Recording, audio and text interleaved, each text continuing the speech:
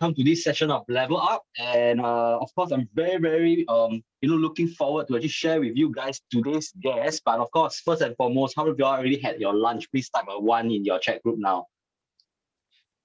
Had your lunch already or not? Because this is a very long session. It's going to be at least 1.5 hours, 2 hours long. So I hope that you guys already had your lunch. That's good. That's good. I see many ones here. Okay, that's good. So how many of you all are here today, right, for a good sharing? Just type a one in the chat.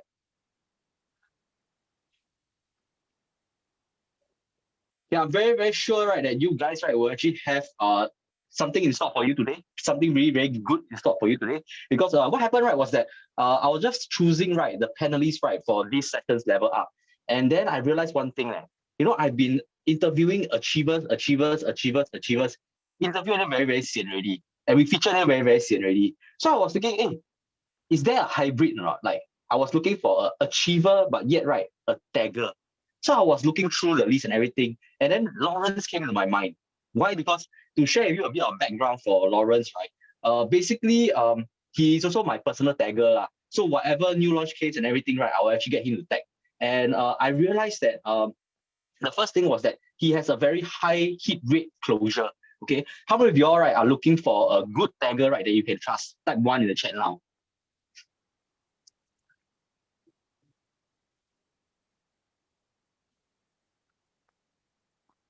And on top of that, right, I realized also that when I start bringing my clients to him, okay, one thing that sets him apart, right, was that my clients started to listen to him more, okay, rather than me, which is a very good thing, Why? Because, right, the moment he actually does his presentation and everything, right, there is this thing called trust, okay? So trust is something that is very important in our business, right? And I realized that he instinctively knows how to actually build trust for my clients. So I'm very comfortable with him. And of course, on top of that, right, I also noticed, right, that he has many cases, right, very intrinsic cases, whereby he deals with it really in a very nice way, lah. So I told him also, hey, this session, can you add in some case study, right, for us to actually learn from you or not? And without a doubt, he also said yes. Yeah. So I mean, for somebody who is so selfless, so giving, right, and willing to actually share knowledge, this is somebody that we are actually looking for Level Up as well, lah. So without further ado, may I invite Lawrence, okay, to actually on your camera.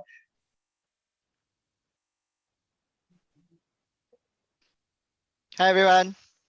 Hey, hi Lawrence. Good to see you. You had your lunch already? Yeah, I had. Thanks for your glowing endorsement. Well, no, it's not endorsement. It's basically my testimonial to you, really. It's like, I mean, so far, all the clients that I bring to you, I think it should be more than 10 already. More than 10, we got around 6 to 7 closings. I think your hit rate is not bad. Not bad. I think, no, I wouldn't say not bad. It's very good. Very good.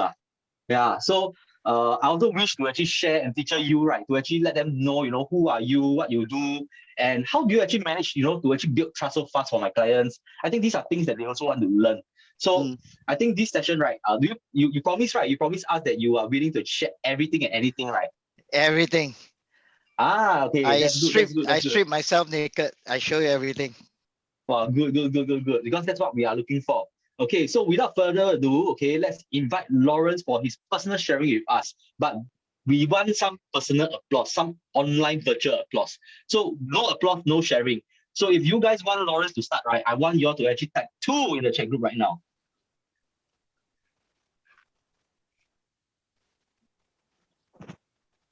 Wow, you got applause already, good. Yeah. So Lawrence, enough for you, not 2, or you want more 2?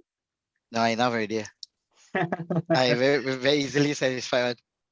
Okay, good. So I'll be in the background. If you need me, right, just let me know. Okay. Can. Okay, I'll share my screen first. Give me a minute.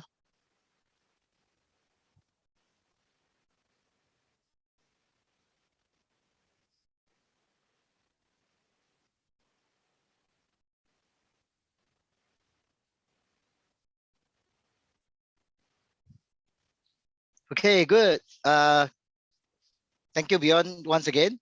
Good afternoon, everyone.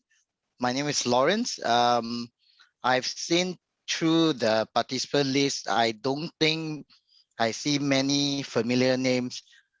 Maybe just for interest sake, Anyone who knows me before this training, can you type a 1 in the chat group?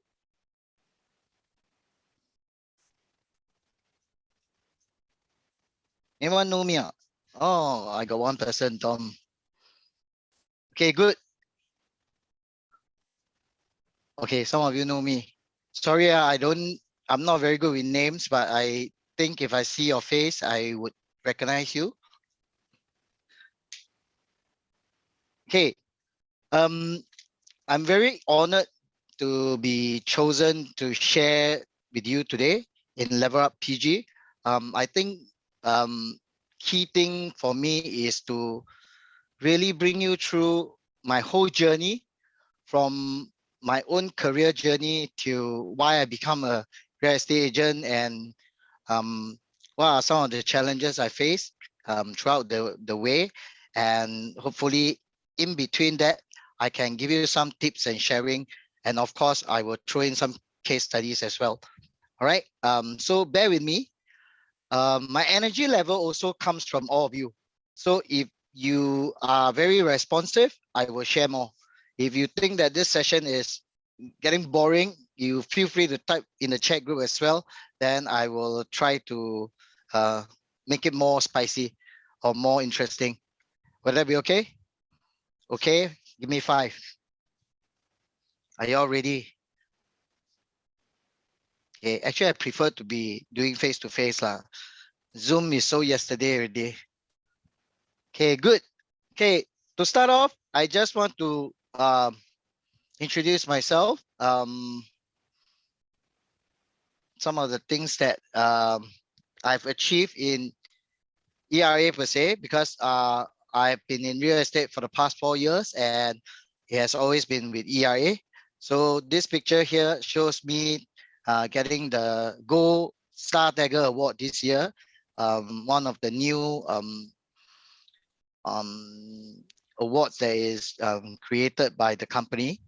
So I was there and very happy that I'm being recognized. Okay, on the left here, you see the ERA level of awards that I've achieved since 2020, 2021 until 2022, and then preeminent group. And also personally, I'm an entrepreneur. I have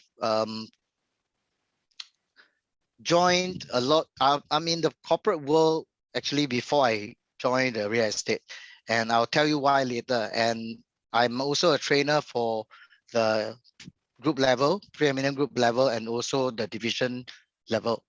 All right. And also recently, I also won the Singapore Estate Agency Association Award Gold as well. Right. Okay. So all this boring stuff, I think many of you would eventually get or already gotten. So I will go into a more personal level now. Okay, what do I love? Okay, as a person, many of you who knows me might know, might not know. I'm a very enthusiastic diver. I'm a dive instructor. I got my diving cert in 2017 or 2018, I can't remember. Okay, this is me diving. I'm also very active in sports and in personal training. So before I come into real estate, I actually have a business that runs mobile personal training, right?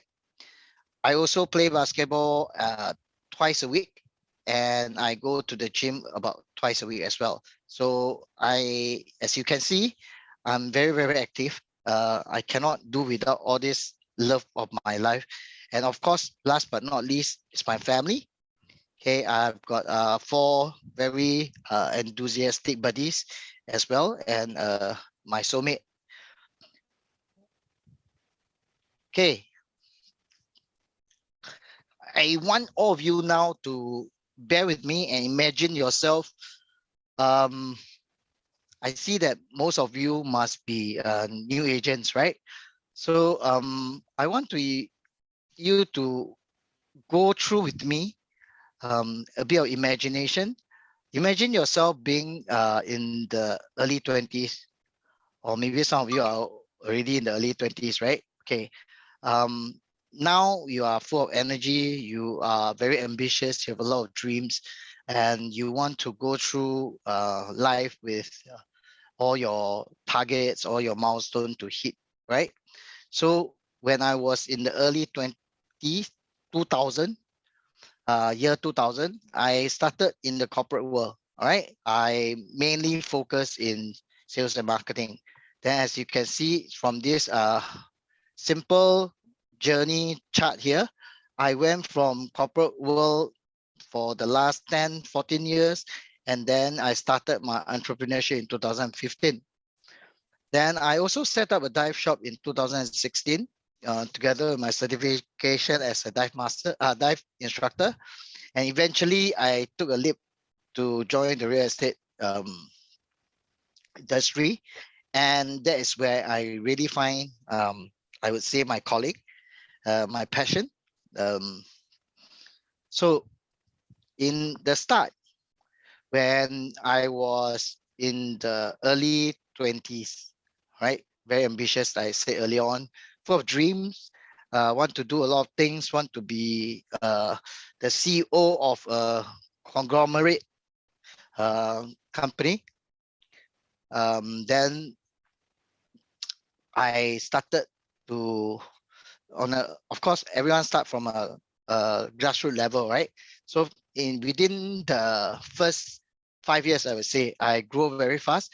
I changed from legal industries to fashion industries, and then I go into electronic industries. Within that move, I have always learned a lot of things and progress as I go along. Throughout this move in different industries, I actually focus a lot on sales and marketing, right? That is where I think my interest lies, and where I really can put my handle on, right? I climbed the corporate ladder rather quickly for a guy at the early 20s. By 30 years old, I think I am already handling a Southeast Asia market as a managing director. Okay, so as you can imagine, within a short 10 years, or I call it short lah, you might call it long, you might call it even shorter. So for me, within that 10 years, that I climbed so quickly, right? From a executive to a managing director, it was not enough for me, right? So I go on further to upgrade myself and took on a MBA to further my study. And I was holding on to a bigger role after I graduated in 2015, I think. Yeah. So it was really quite remarkable, I would say, for someone who is in their early 30s and handling a region as the managing director. But then I'm still not satisfied and I feel very stagnant. Okay. And key thing is, during this course of 10 years, I actually find that I work a lot, almost all the time. And there's no time for myself. There's no time for family. In that 10 years, I rarely have time for myself to do my diving, to do basketball, or even to spend time and hang out with my family. So that was the trigger point for me when I was in the corporate world. Okay. Entering into 2015, I started on the journey to set up my own company called ToneRight. This company actually do mobile physical training. Before COVID, actually a lot of people is too lazy to go to the gym. So when I set up the mobile personal training, it actually is doing very well. And it gives me a lot of encouragement to go on and expand and do further. So I turned my passion into business. Okay. And this come about in a very, it's not a well planned out thing that I want to do. It was actually going through meeting with friends, talking, and then all of a sudden one of our friends said, hey, why don't you just take your fitness certification as a trainer and then go and teach people physical fitness lah, because you are so active, right? So why don't you do that instead of cracking your head on what you want to do, right? So without much thought lah, I'm someone who's rather impulsive sometimes, right? So without much thought, I say, yeah, why not? So I give it a go, and I try and I put all my time into it. During that time, I really love the flexibility that I can manage my own time, right? I schedule all my training. I slowly started recruiting trainers to work with me, partner with me, and I'm very happy that the work I do is very meaningful. It actually helped many adopt a healthy lifestyle and even maintain their fitness till today. I still have regular customers that I'm teaching, right? And most important of all is really the time for myself. I have time to upgrade my diving certification, and also I have time to engage with my family and spend time with them.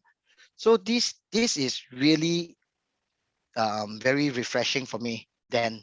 Okay, that I thought I have gotten into a good trade, and I want to continue doing that. So me being so ambitious, when after I have did quite well for the fitness, give me a minute, sorry, did quite well for the fitness business, I started to be restless again. So I set up a dive shop in 2016 after I got my certification as a dive instructor in end 2016. So this dive shop I see as an expansion of my entrepreneurial journey. So I have the fitness business running and the dive shop running.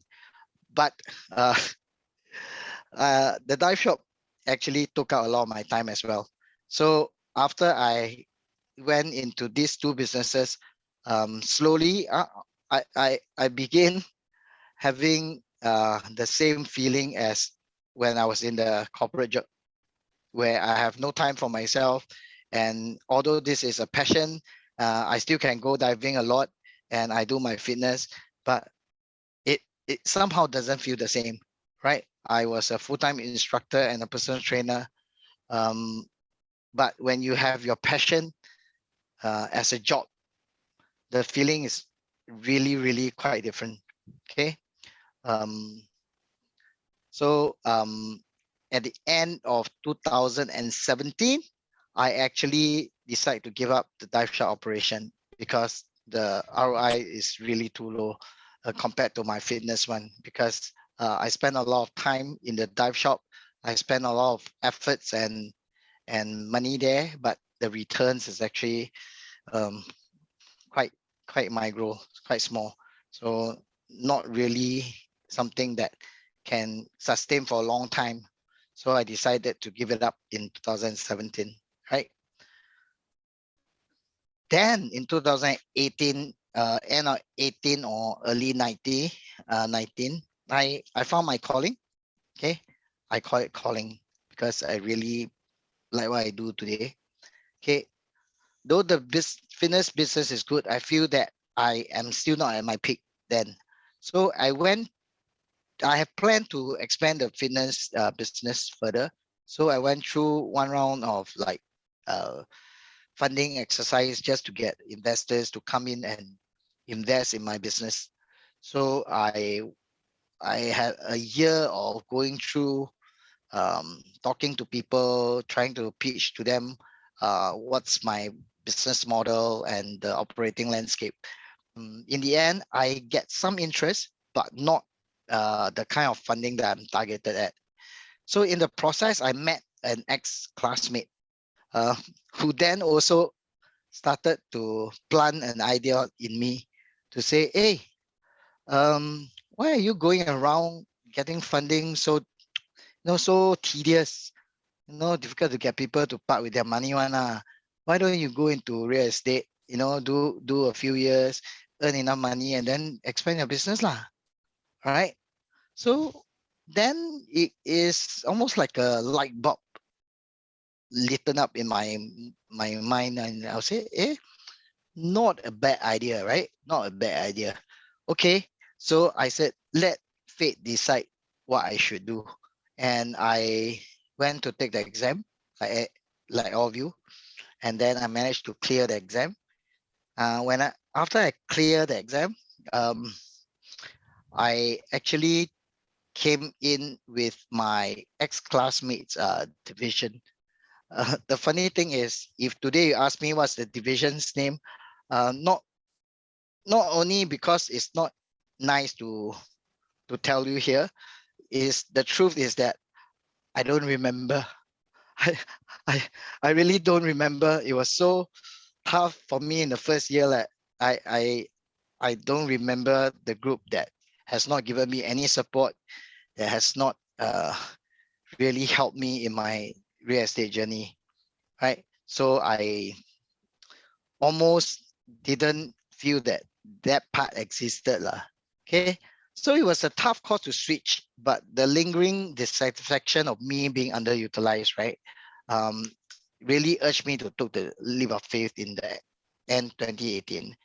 And when I came into the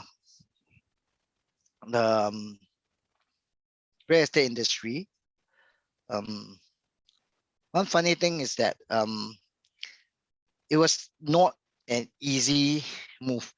Okay, I actually rent a very small office in Mountbatten, then with another coursemate of mine, and I tried everything possibly that I can lay my hands on. Not until I finally met my division head now, who is Ben Lim. He was my dive master trainee. That means in the diving industry. So I met him, and then he asked me to join him in his division, knowing that the challenges I've shared with him that I faced in the first 1 year in the real estate. Okay, I want to spend a bit of time here. When I first started, okay, I start from ground zero, meaning I know nothing about real estate except the RES test exam, right? And you all know by now that the RES exam actually is a lot of theory, but when it comes to putting everything in real life practice, you don't really can relate much. Everything can be Googled, right? You can check. So the first year, I have zero industrial knowledge. I go around trying to learn the ropes through people, through stranger, people that I do not know. So imagine me, right? This guy just walking around in Mountbatten and see anyone that looks like they have appeared on the top producer chart or his picture is visible somewhere. I will drum up my courage to go up to him and say, bro, you don't mind, can I ask you some question? And that's how I started my first year. And I attended as many training as I can, but the training is very good. But after a while, I get the training fatigue, the training fatigue where I think there's too much knowledge and I don't know where to apply them. Okay, until through this casual talking with strangers, one of the guy actually give me a very, very good pointers or direction. So he said, why don't you try new launches? And he started explaining to me what are new launches. Okay, and that's there where I started to sign up for projects, and from there I see a different light altogether. So I want to assure all of you here that the starting of everything is always very tough. Okay, And I think that the difference for me between a successful person or a not so successful one would be one who can really bear the initial toughness and breakthrough. Okay, breakthrough. So fast forward to today. Okay, I am in many projects and I do tagging for my own division mate, my PG group, and also I do Showfact briefing or even division briefing for any DDs who wants to give a fast rundown or recap of existing new launch or new launches that they want their team to be exposed to. So I find a lot of joy in doing this. And I became very active in the new launch arena because through this, I find that the best way to learn from different veteran realtor is really to join the different project group, because different project group will have different DDs and different ICs. And these are people who comes with a wealth of experience in the real estate industry. So by attending their courses, which they are obliged to give, their training where they are supposed to give about the new launch, you actually tap a lot of knowledge from them. So from there, I devised my own approach of presentation style, analytic process and communication, and so on and so forth. So it's through there that I really think that this is the way you should. If you don't have a very long runway, this is the fastest way to get your knowledge intact. Okay, and I'm a living example of it, because I can tell you, whenever I tag and whenever I talk to customers on my own direct, people will think that I've been in this industry for tens of years. Is at the end of the day, how you carry yourself and how confident of you on what you do and what you value add. So I'm very proud of what I do, and I find myself value adding to people around me, not just customers or even people I tag for, but even teammates, even division mates, or people that are complete strangers who came and talked to me, because I can feel, I can relate to that, because once 4 years ago, I was that fella who went around talking to strangers, right? So I always will lend a helping hand to anyone who come and approach me to the best I can.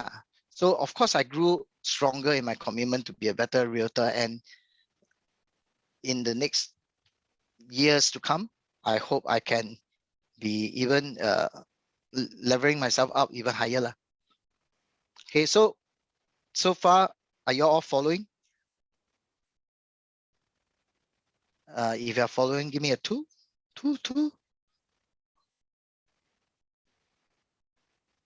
Good. Okay.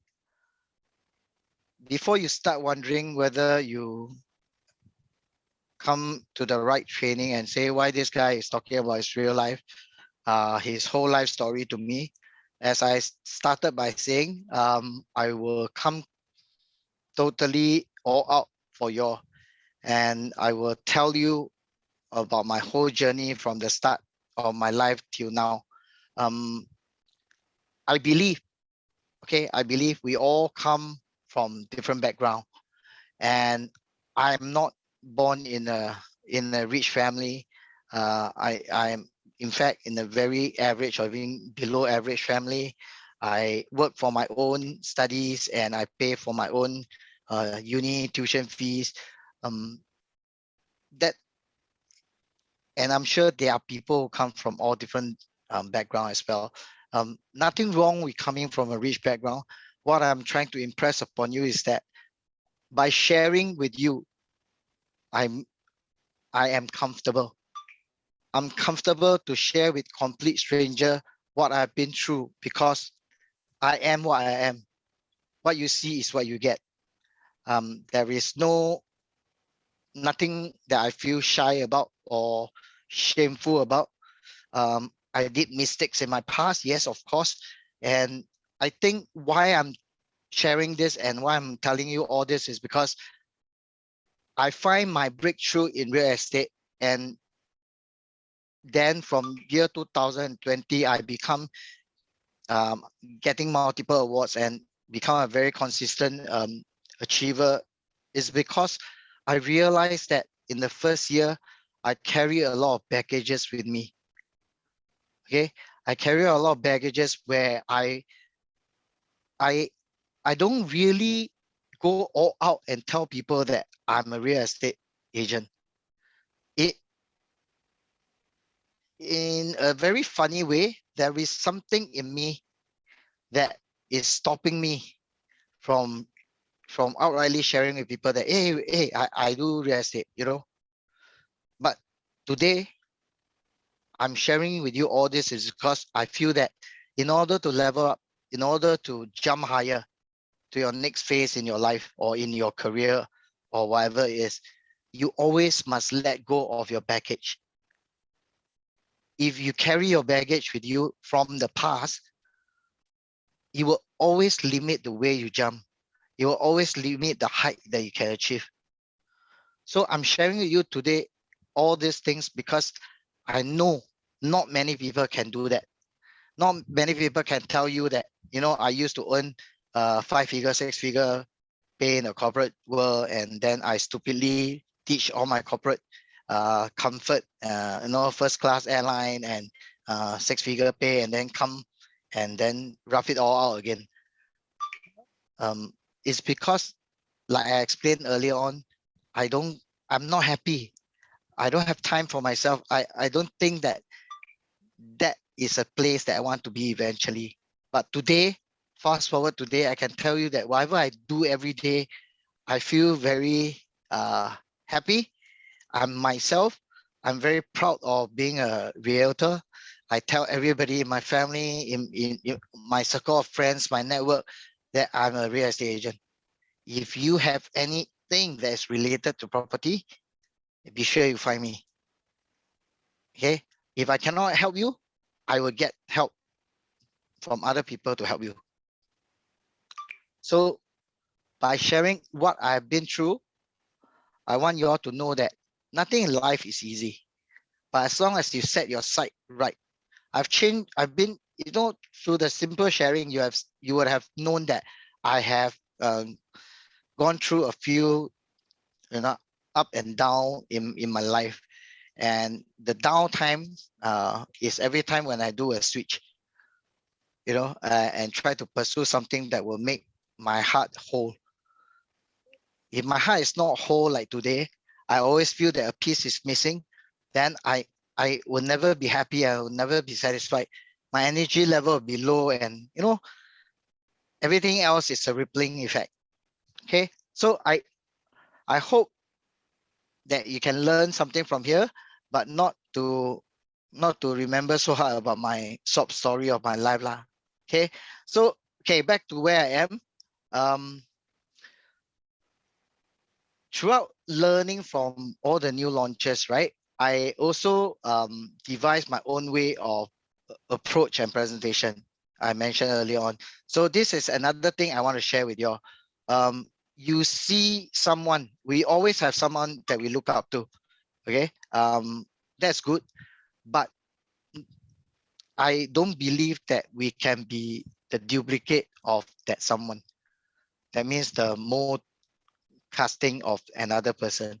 So I always feel that you can admire someone that you look up to, but always devise your own style, your own charisma, your own sets of process and approach that is unique to you or that you are comfortable with. Okay, so I'm going to share in the next few slides what I have done throughout my journey when I learned from all different great realtors, and then I, together with my own knowledge and experience, how I devised to do things a bit differently. So nowadays, when you tell me about a new launch or mm, a new property or resale property, this is the thought process that I go through. Okay, I will always look at the macro environment, okay, and then followed by the macro environment followed by the micro environment. What do I mean by macro environment? Things like government intervention, cooling measures, any support scheme from government, not seen so far, but part of it. Financial environment, now very talked about is the interest rate, right? Recently, the Fed also surprised everyone by raising another 0.75 points of the interest rate. And then, of course, economic factors like employment status, population growth, income growth, all these are on the macro environment. So when I look at the macro environment, the two things I always tell myself to think about is the impact on our industry. What are the threats? What is possible threats in the near future? And in the same token, where are the opportunity areas? Okay, so for example, now, if you look at the market is very short in supply. Not many new launches in the pipeline. If there are, they are also not launching very in a very fast rate, like consecutively every month. So what is good to recommend to your clients now? If you look at how the whole region in Singapore has grown, CCR is the most suppressed one, because in the whole COVID period from 2020 to 2022, every region is growing quite significantly. OCR, RCR being the champion. Okay, but CCR has been quite suppressed in a way that is not moving in tandem with the market. Okay, and recently, if you observe closely, with the Singapore market opening up, in the last quarter, Q2 PPI result, actually CCR has grown up to, if I'm not wrong, 1.7%, versus the quarter before was negative 0.6. So there's a rebound back in terms of growth. And I anticipate this growth will continue. So if you want to recommend any investment product or any good capital gain or investment portfolio for a property to your client, CCR is one area you can possibly look at now, because it's bound to rebound. It's bound to do a rebound back, because if I'm not wrong, 2 weeks ago, there's also a write-up about RCR being the price point catching up, narrowing with CCR, because by natural market forces, that cannot sustain for long. So CCR will have a huge tendency to want to rebound back. The trigger point can be multiple. First, it can be all those CCR projects that's currently under 3,000 PSF. Right? You can look at Hill at Holland or One Holland V. They're all below 3,000 PSF.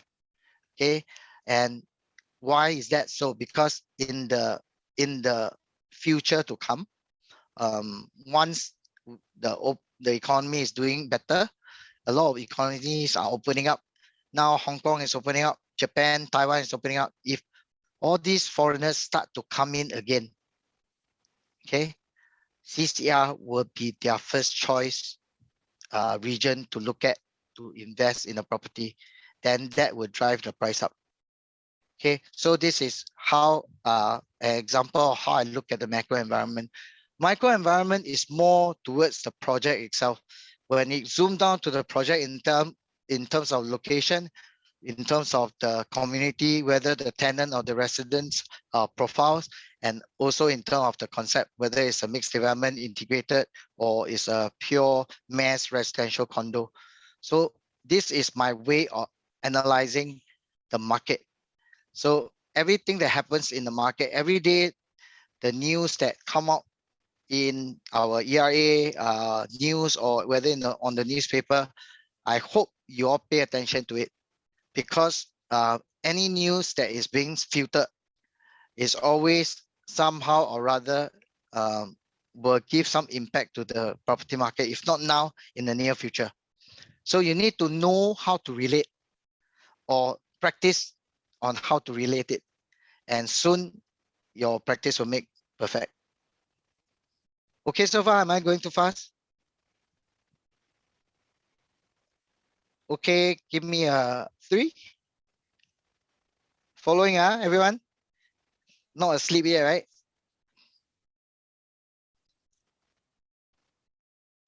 Okay, good. Good. Energy level still high. Okay. Next thing I've learned from my journey is also the way of presenting to your client. Like I mentioned earlier on, you couple the macro and environment factors together with the micro environment factors. You put it all into simple, one-liner, understandable language to your customer. So I give an example. One of the proposal I give to my client is comparison between Momentum Park, Key Residence, and the M. I think quite some time ago lah. So I always share with them what is my ultimate choice, and then why I choose this property over the other 3. In my course of work, I always realize one thing, and also applicable in my tagging as well. Beyond has raised me up so high, right, and say that I have high conversion rate. But I think one of the key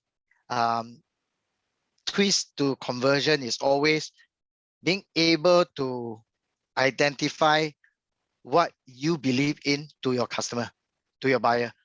Because a lot of time when the buyer start and it converts into, let's say, 2 or 3 property, okay, and they all have their pros and cons, right?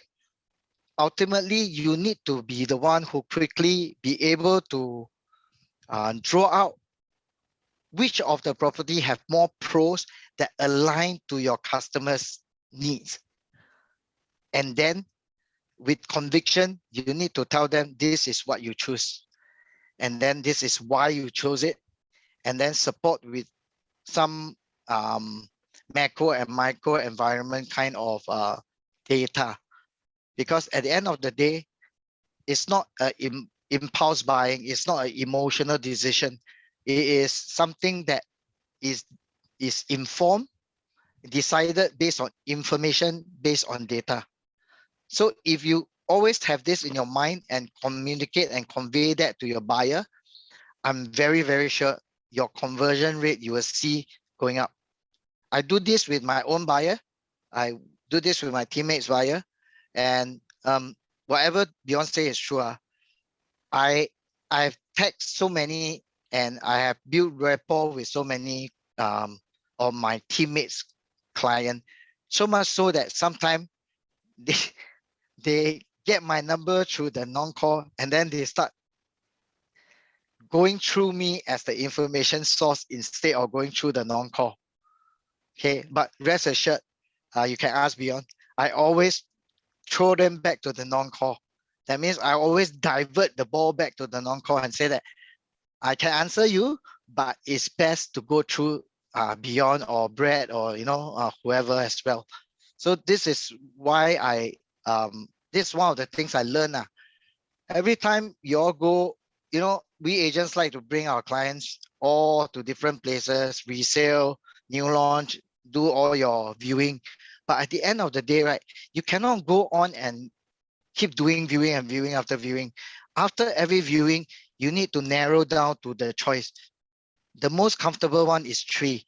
So at the end of, let's say, a 2 days viewing, you sit down with them and narrow down to the last 3. You can ask them to go think about it. And then you do your homework to say which one you want and that will suit them the best. And then do up that convincing presentation to tell them that after you study and want to compare notes with them, this is what you think they should buy. I promise you, your conversion rate will go up for sure.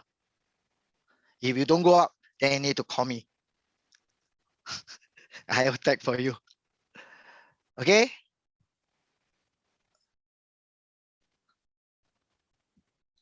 Okay, the other thing that I've learned, which I also like to share with you all, is that, you know, we receive a lot of information, and I must say ERA and Pre-Eminent Group is very proactive. Every time there's something happening in the market, right? We always have a training in the next 1 or 2 days, right? And this is all those training that you need to go and attend to. Yeah, give me a minute. Very dry. Need to drink water. Personally, I have one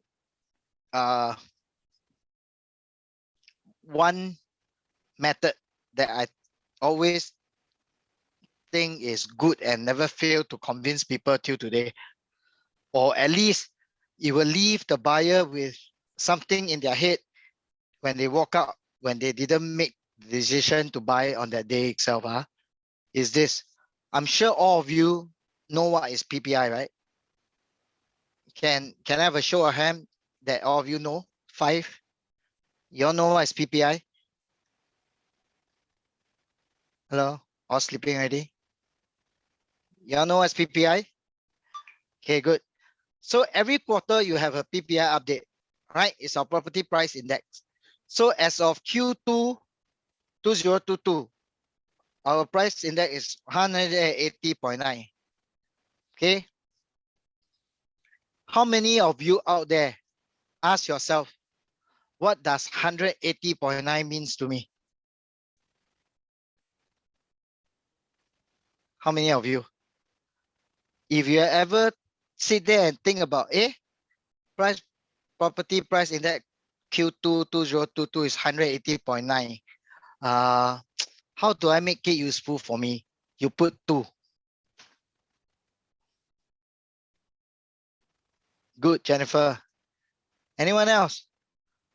Again, you're not alone. When I first started, property price index to me is a number. It's like, oh, this quarter, 175.6. Oh, going up. Going up. Then next quarter, 179.2. Wow, going up. Going up. How? Then next quarter, 180.9. Okay, thank you, Jennifer. It shows that property in Singapore is resilient. Yes. So you see, Jennifer had pointed out a good point. For her, she relate the economic situation now. Correct me if I'm wrong, Jennifer. The economic situation now to the price index. Why the economic situation in a lot of countries, Ukraine having war with Russia, China talking to Russia, maybe they want to threaten a nuclear attack and all these things, and a lot of economy are shaking. Why is Singapore property still going up, right? Okay, but that is a good way to tell them it's the safe haven. But I share with you one trick. I hope you all go and use it. That I always do one, and I think a picture speaks 1,000 words, right? You will relate it a lot better. I always use this report. If you are not familiar, go and Google this Morgan Stanley report, property forecast. Okay, they predict that by 2030, Singapore will hit an average PSF of 2,900 PSF. All right, their report, if I'm not wrong, is in October 2018, and in May 2018, DBS have a very similar report. Okay, but this chart here I draw from Morgan Stanley. Okay, Morgan Stanley, as you all know, is a very well-known top 4 research company, right? So whatever they put together must be some brains behind it, churning data and put together one, right? Cannot be anyhow pong one, right? Correct?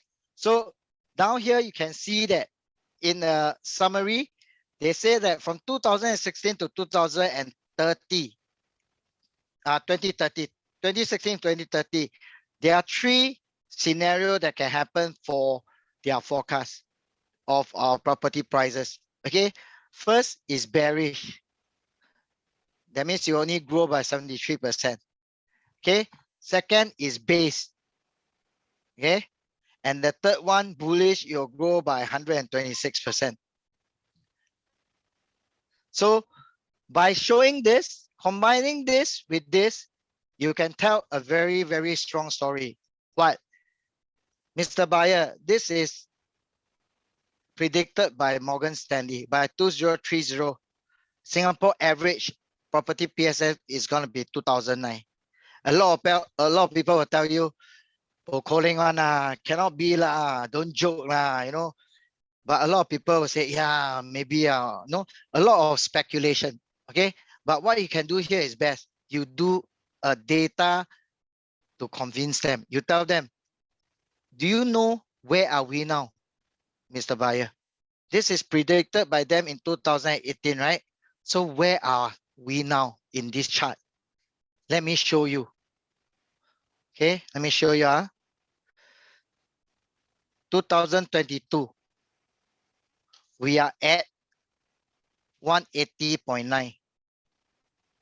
So, Mr. Buyer, are we in the bullish, base, or bear scenario as of today? Can you all tell me? Put bear, bullish, or base.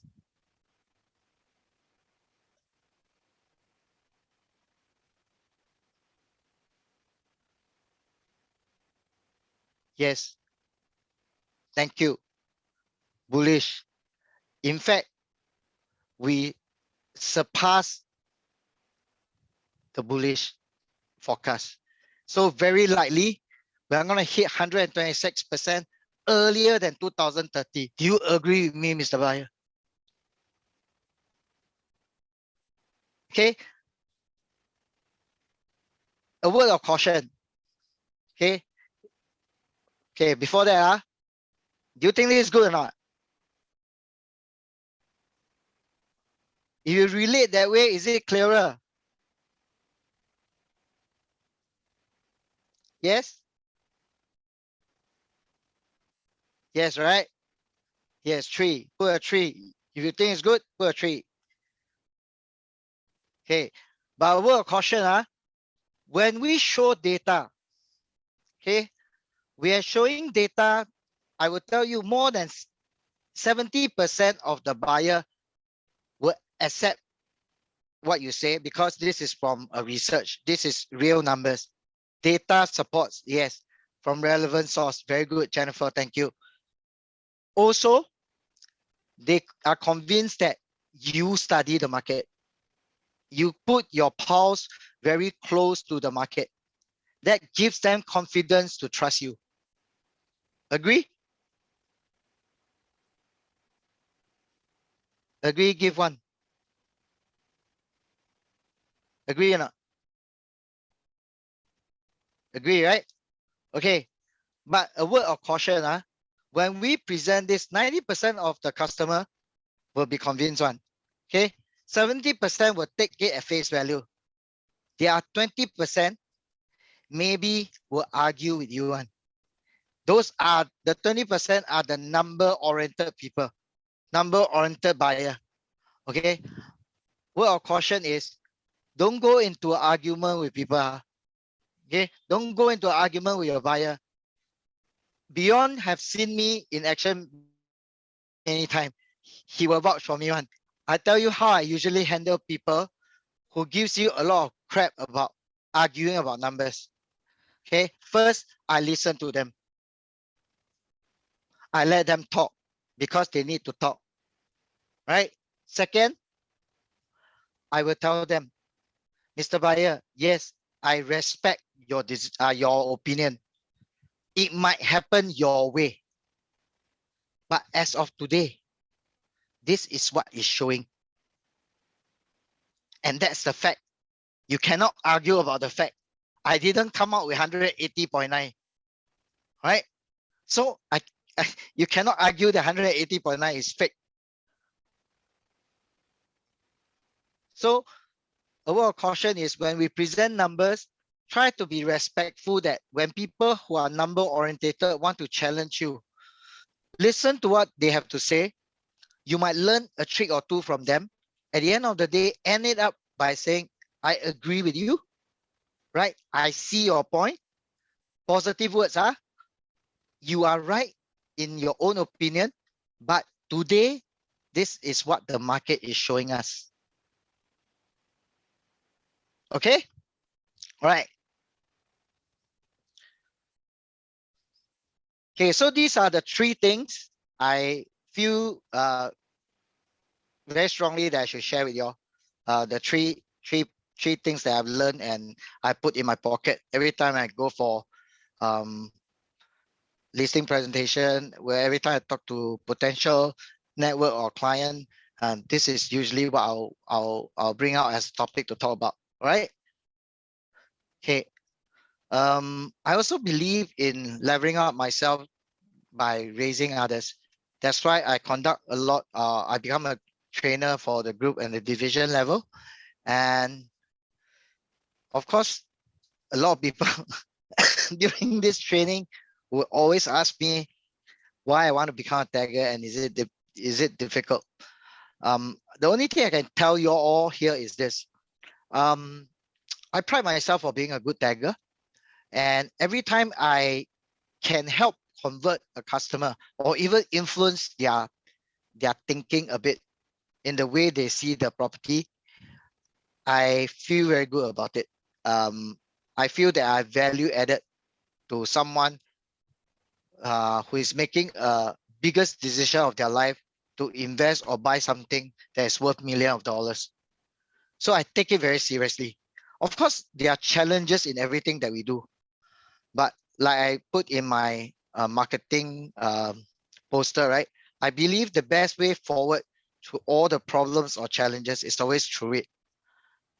Evident from the career journey that I've shared with you, I've been through ups and downs, but every time I'm in the down wave, I always tell myself that I need to rough it through, embrace, and just keep going.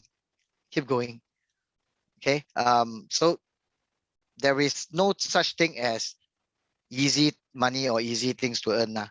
I think what I'm trying to impress upon you is that, yes, Jennifer, thank you. Stay positive and also always anchored on the purpose you have. What drives you? And ultimately, what are you trying to achieve? For me, I always use this simple word. How do I make my heart whole? When my heart feels that it's chipped on one end or one corner, I feel very unease one. And then you will not see my energy level at this level or even higher. You will see me being very down, and I will keep reflecting and try to get the answer. But I know I have to work through it. I never ask for miracle. I never hope for miracle one. I always believe that you just have to brace through it. If you can enough to brace through it, right, the other door would be a lot brighter. Okay, so I hope that means something to you as well. Okay, I promise a few interesting case. Now another storytelling time. I have met many different tagging cases, but I want to split them into two parts. One is difficult case because of our own agent, non-core agent. And the other one is difficult case because of buyer. You all want to hear that? If you all want, give me two. You're enthusiastic enough to want to hear or not? Only 2% to hear. Can I drink water first? Beyond here until 3 already.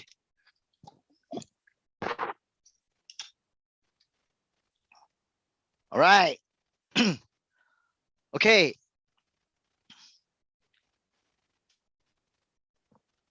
I call them eyeless agents. Okay. You know, as a tagger, I'm not sure whether you all have heard people who are long enough in the tagging circle community will always have this common saying that taggers are like pardon me, are like whore or prostitute. People always call us, you know, when they need us, then they treat us like dirt like that. You know, they don't give respect to who we are. They don't give respect to taggers. I assure you, there are agents who are like that. That's why I call them eyeless agent. Eyeless agent means they don't see you as someone in the picture. They call you because they have no choice. They have to go through you to do this project. They don't have a project, right? They are not in the core team. Okay. So what does eyeless agent do? Okay, I tell you typically what I do when people call me up. Hey, Lawrence, this Sunday, 4 p.m. I've got buyer looking at key residence, looking at the M, looking at what else? Canning Hill Pierce, whatever, right? They are looking at three bedder. So can you tag for me? Okay. My first response will always be, yes, of course, certainly I can tag for you. Let me check my schedule first. In the meantime, can you give me a short profile of what is your buyer's profile? Okay. And also, what is your objective? Okay. I will always ask that. Why? Because in reality, okay, I believe that when they go and see this new launch versus another new launch, it doesn't mean that 100% they come to this new launch, they will close this new launch. And then agents are all very smart, right? Sometimes agents bring people to see a new launch just so that they can close something else, right? I totally understand. I do not despise this agent, but I along the way I tell you who I don't give respect to because they don't respect me. Okay. I will always ask what's your objective? And trust me, some agent will tell me, hey bro, just shopping only. You mind or not? And my response to them is if my time permit is always, no, I don't mind. Why? Because I believe that every tagging or appointment, I become a better tagger after each tagging session, whether I close them or I don't close them. This is my belief.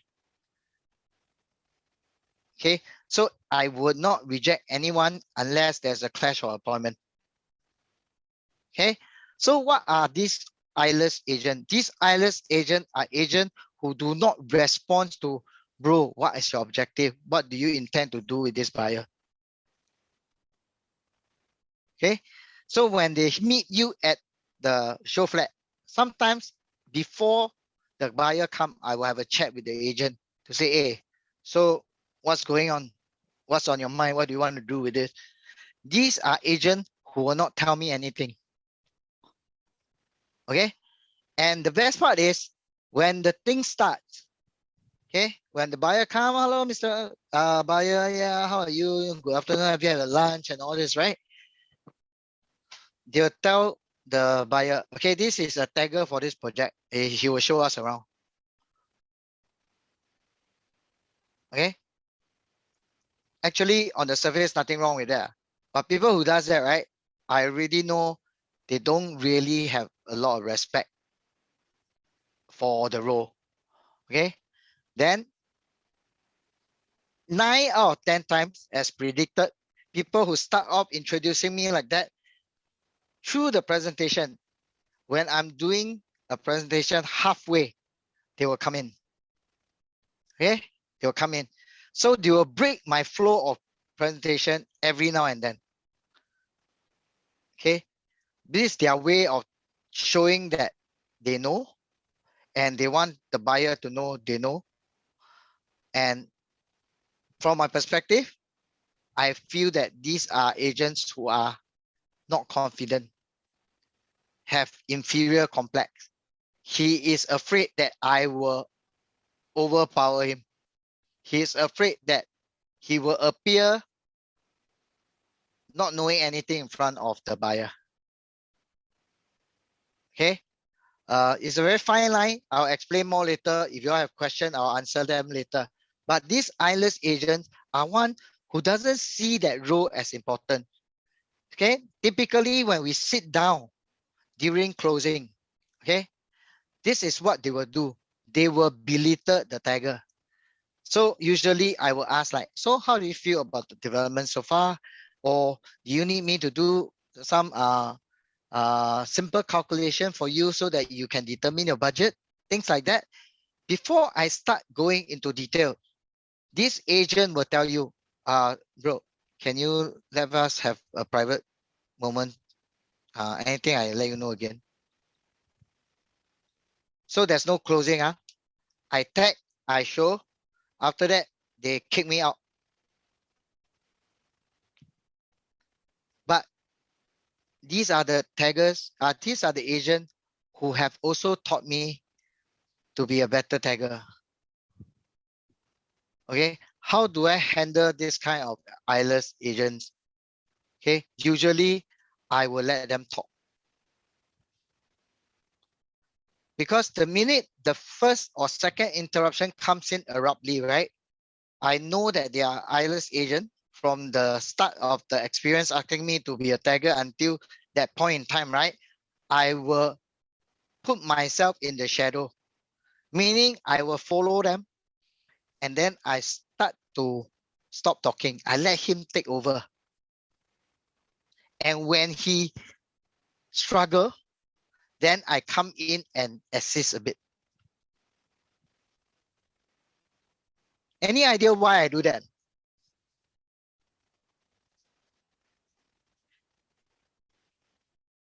Anyone want to try? No? I do that because, yes, thank you, Jennifer. I do that because I want to prove two things. Okay. First thing, I'm not here to take over your position or your status in front of your buyer.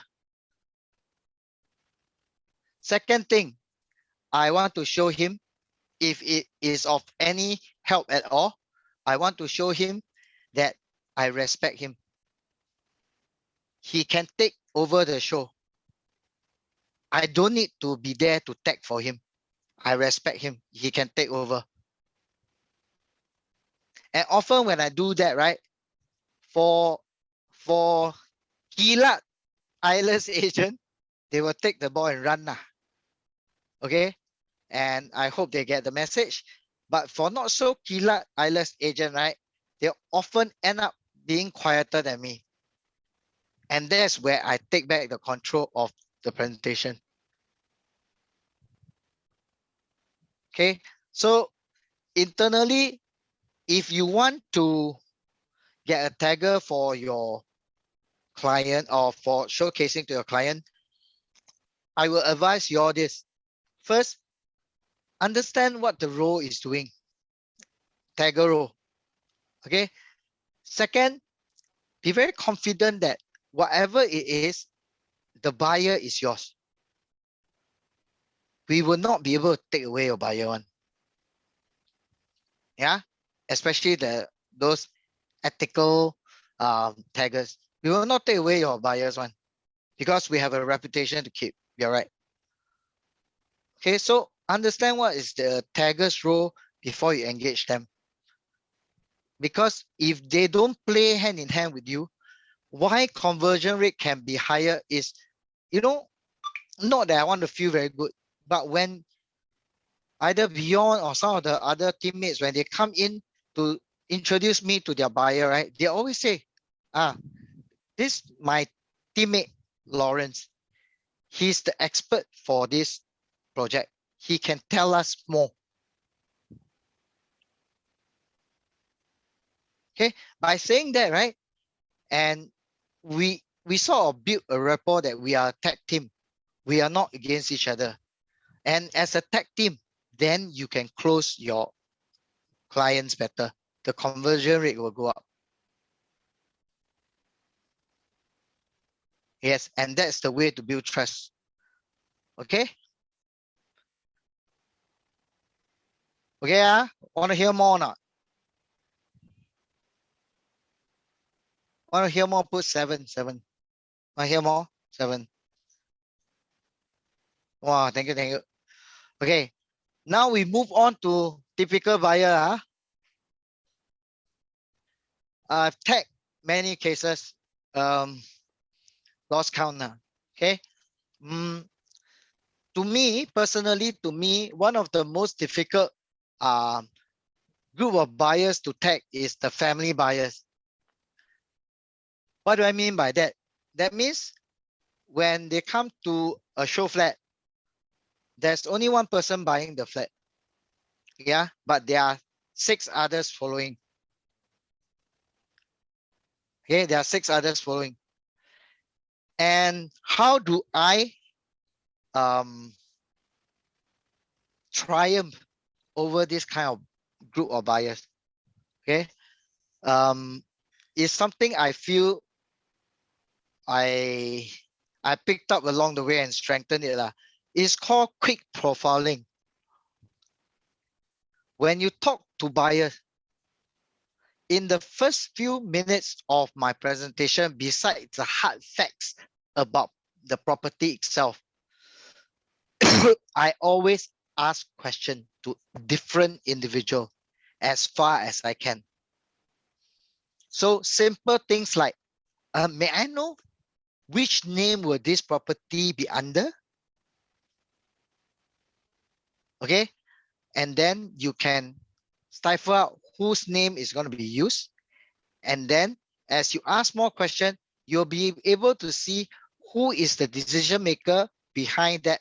If the buyer, if the person putting the name to buy is not the decision maker. Okay, and from that point on, usually maybe halfway through the presentation, I will focus more on that person. Okay, 8 out of 10 times I get it right lah, but sometimes you get it wrong. But as you go along, even if you get it wrong, you can always come back. Like you realize, I ever have a case where I thought it comes with the mom, the wife, and the buyer itself. I thought the buyer is the man of the house, or make all the decision. In the end, when I sit down at the closing table, then I realized that the mother is the one. And this is a mother's boy. So you need to be able to adapt and change quickly.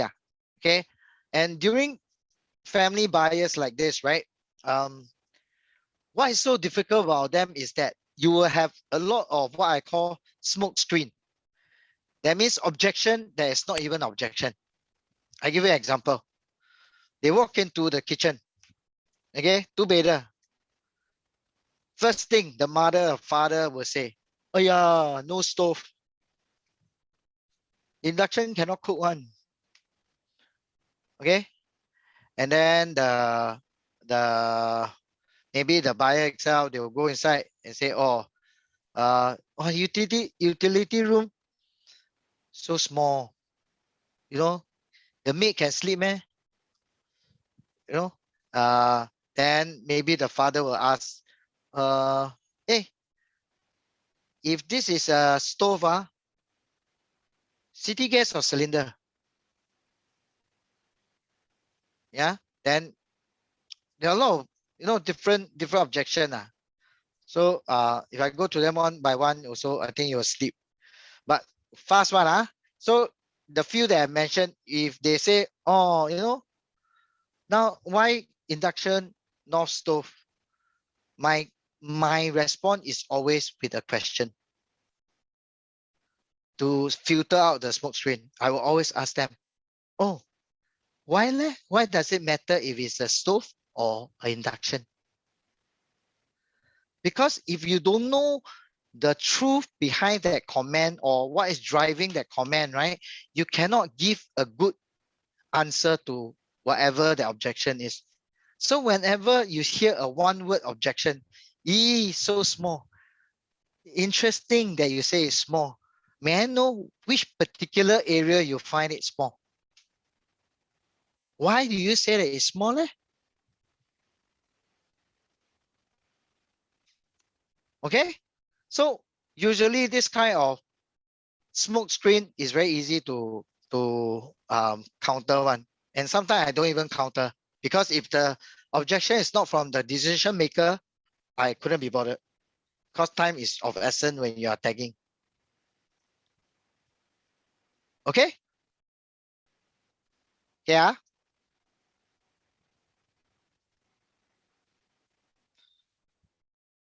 Okay, coming to the last part of my sharing, the future me. I think whatever I shared with you all today is learnings that I've acquired through the past 4 years.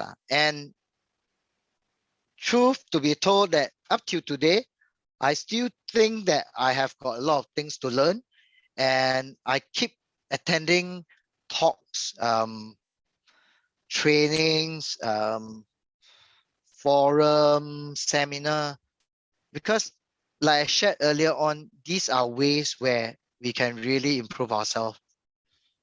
Okay, and I hope by sharing what I learned can also give you all some tips and pointers as well. I think the last 4 years, from what I have gone through until where I am today, I can vouch for it to say that don't let others tell you what you can or cannot do. I feel that that's a common mistake that a lot of us runs into. You know, because other people's opinion is important. I shared earlier on, today I'm able to open up and share everything with you about my past, because I don't have that baggage anymore.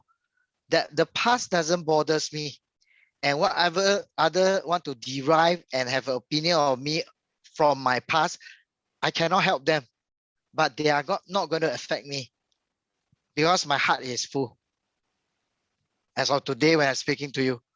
Okay. Second point I've learned is be yourself. Establish your own style, your approach, your pitch. There's no right or wrong.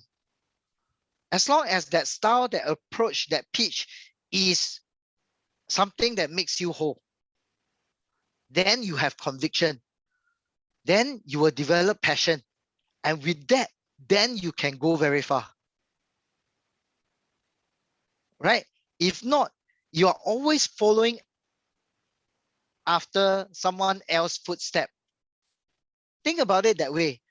If you are following somebody else, will you ever surpass them?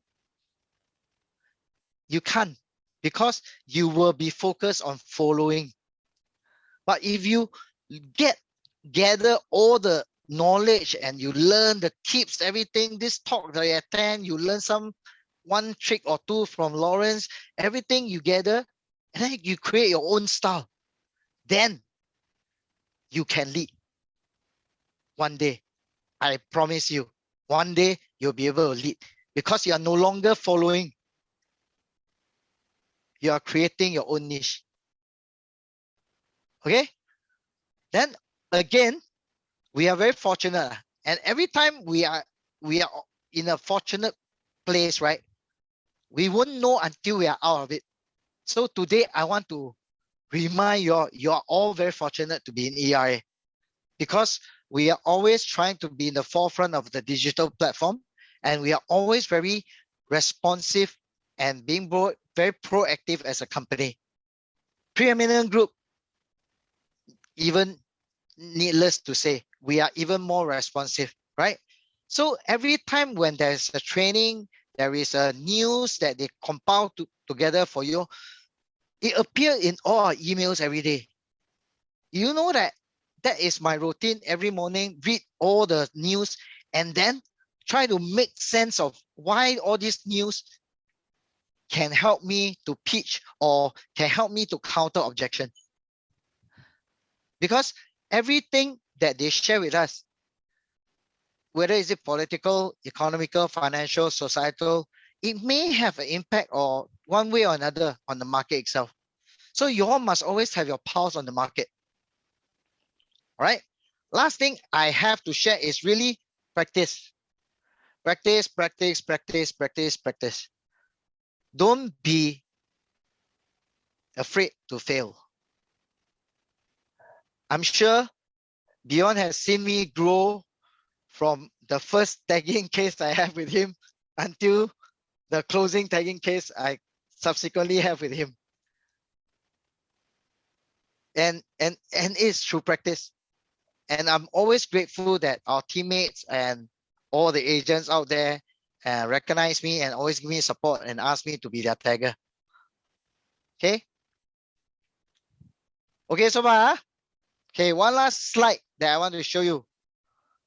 I'm not sure every one of you know or not. Okay, do you all know who is this? Get out the chat group. Do you know who is this?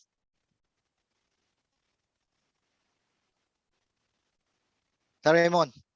Good, thank you. Okay, I love Doraemon. Why? He inspires me. One thing good about him, right? I want you all to learn from him.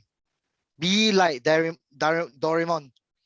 He has a magic pocket that always has something for any situation. Am I right? Okay, so create your own magic pocket. So you will always have something for any situation too.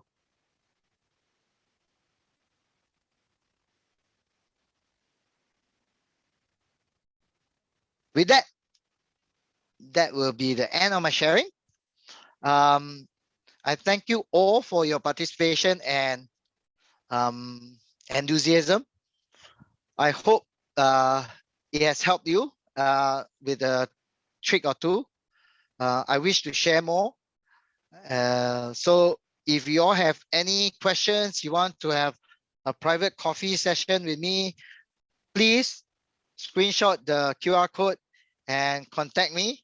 Hashtag me in Dimple Tagger, Lawport A183, Lawrence Paul Associate, anything at all. You can look for me, tagging, you can look for me. With that, are we on time, or maybe I open up to the floor for any questions? You all want to have some questions? Anyone have any pressing questions that you are dying to ask?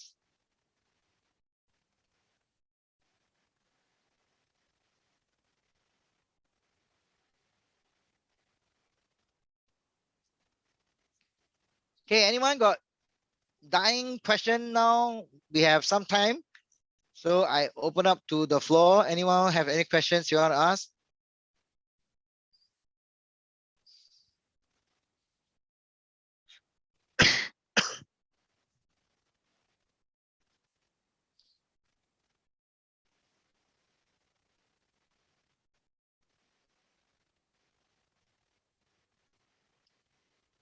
You have no question. You have no question, then I have a question for you. Have you all learned something today or not? If you have learned something today, put down the number of things that you have learned today. That means 1, 2, 3, 4. Is there? How many pointers have you learned today?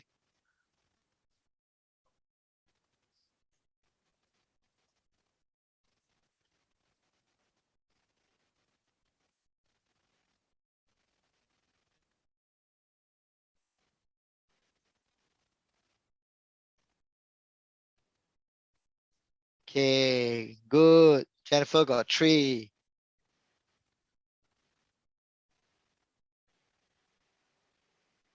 We have someone got a question. What if clients say oven too low for kids and refuse other alternative show flat by saying they have their sorry.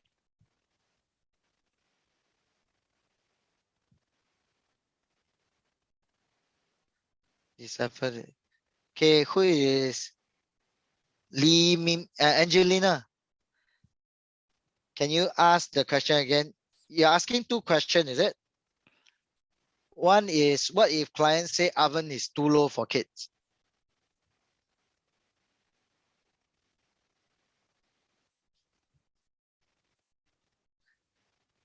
Same client, okay. So he said too low for kids, and then have to go back. And refuse other alternative. Show flat by saying they have their agent.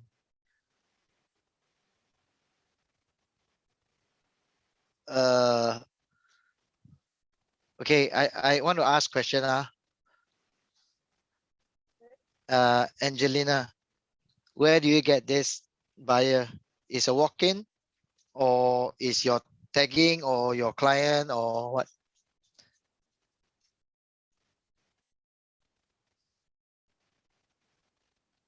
Walk-in. Okay, as I suspected. So walk-in, you, like I said, this kind of things like oven too low for kids, you will burn the kids and all. Mostly are smoke screen. That means they are not interested to buy one. They just want to come in and see the ID sometimes, and they will tell you things like, I have other agents, don't bother, I can ask my agent to show me and things like that. So these are some facts or some buyers that you cannot have one, right? They are not serious one. Okay. It's like when you filter through 10 leads and only one out of the 10s will be a bit honest and safe lah. But serve them nonetheless with a positive mindset lah. Okay, you will never know lah.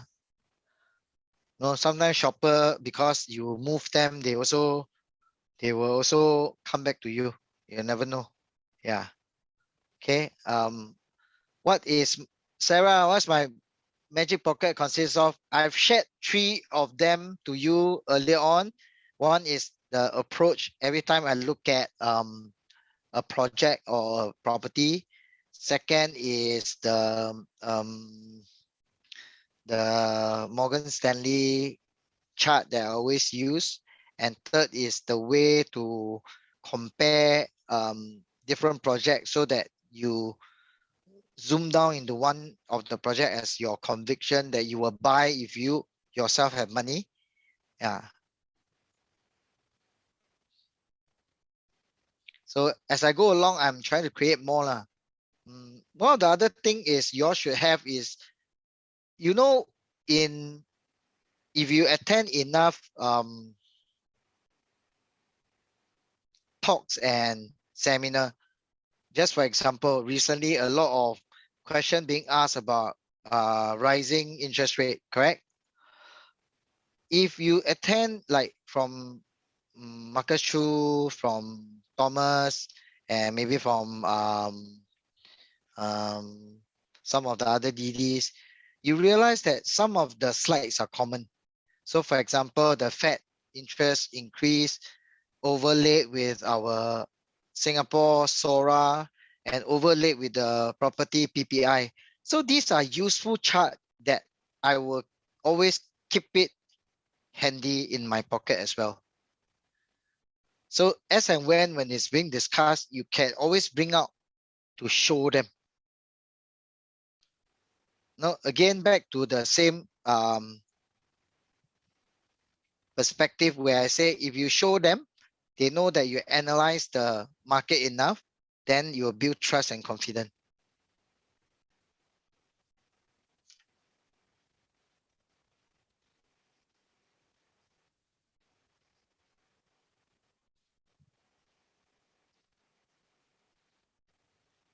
Oh, Jennifer, very good. Jennifer can be the next level up.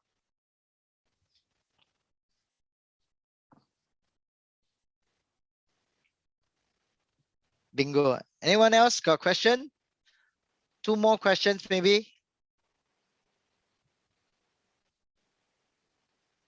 Did I miss any? Sherry, for a new tagger, how to get leads? Interesting question. Okay, For taggers, first of all, ask yourself, who are your customers? From the perspective of a tagger,